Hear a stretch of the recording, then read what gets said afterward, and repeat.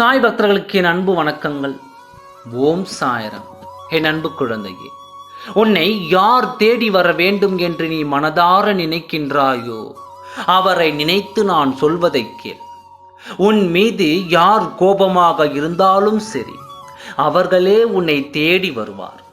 எந்த கோபமாக இருந்தாலும் சரி, அவரே உன்னை தேடி வந்து நிச்சயம் பேசுவார். உன்னுடைய வாழ்க்கையில் நீ படும் கஷ்டங்கள் எல்லாம் நீங்கி, நீ படும் மன கவலைகள் எல்லாம் நீங்கி நிம்மதி வரப்போகிறது. நீ நேசிக்கின்ற உறவு உன்னோடு சேர்ந்து வாழ்ந்தால் பெரும் மகிழ்ச்சி சாயப்பா என்று என்னிடம் வேண்டுதல் வைத்தாய் அல்லவா? என் குழந்தையே, நிச்சயம் உன்னவரை கரம் பிடித்து வாழ்வாய். உனக்கான நல்ல நேரம் வந்துவிட்டது. அதை சொல்லத்தான் சீரடியில் இருந்த உன்னை தேடி வந்தேன்.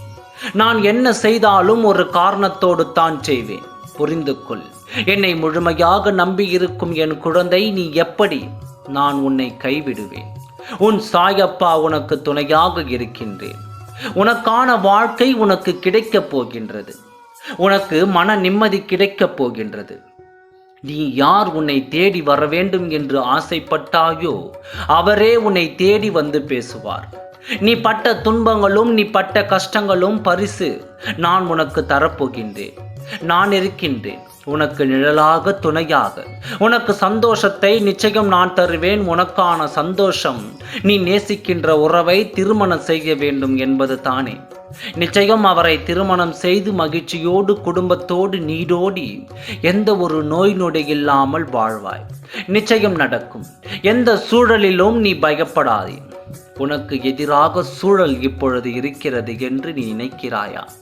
அனைத்து சூழலிலும் உனக்கு ஏற்றவாறு நான் மாற்றுவேன்.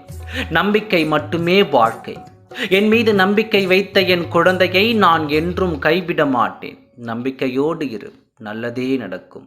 ஓம் சாய்ராம். நன்றி, வணக்கம்.